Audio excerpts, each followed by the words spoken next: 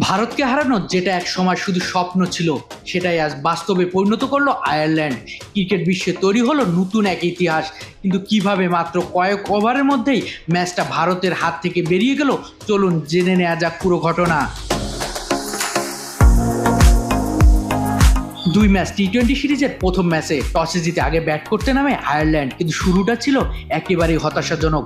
মাত্র 51 রানে হারিয়ে ফেলে গুরুত্বপূর্ণ 4টি উইকেট। তখন মনে হচ্ছিল হয়তো আয়ারল্যান্ড 140-50 রান করতে পারবে কিনা, কিন্তু সেখান থেকে ম্যাচের গল্প বদলে দেন লরকান টাকার এবং গ্যারেথ ডেলানি। দুজনের দুর্দান্ত ব্যাটিংয়ে চাপে পড়ে ভারতীয় বোলাররা।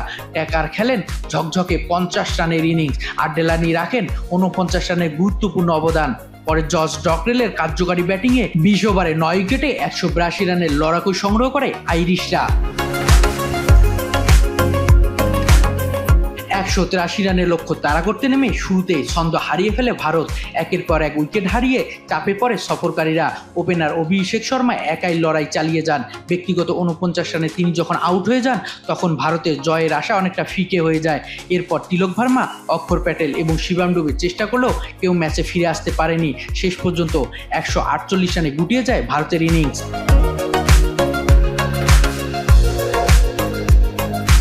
বল হাতে ম্যাচের আসল নায়ক হয়ে ওঠেন অভিষিক্ত পেসার ম্যাট হোলার্ড। দুর্দান্ত বোলিংয়ে তুলে নেন 3টি গুরুত্বপূর্ণ উইকেট। সমান 3টি উইকেট শিকার করেন ম্যাথিউ হ্যাম্প্রেস, আর 2টি উইকেট নিয়ে জয়ের ভিত আরও মজবুত করেন জাইমন্ডরা। 34 রানের জয় শুধু একটি ম্যাচ জয় নয়, টি-20 ক্রিকেটে ভারতের বিপক্ষে আয়ারল্যান্ডের প্রথম জয়। এই ফলাফলে প্রমাণ করে দিয়েছে ছোট দল বলে কাউকে হালকাভাবে নেওয়ার সুযোগ নেই। ভারতের বিপক্ষে এটি শুধু একটি দুর্ঘটনা, নাকি বিশ্ব ক্রিকেটের নতুন শক্তি হিসেবে উঠে আসছে আইরিশরা? আপনার মতামত অবশ্যই কমেন্টে জানান।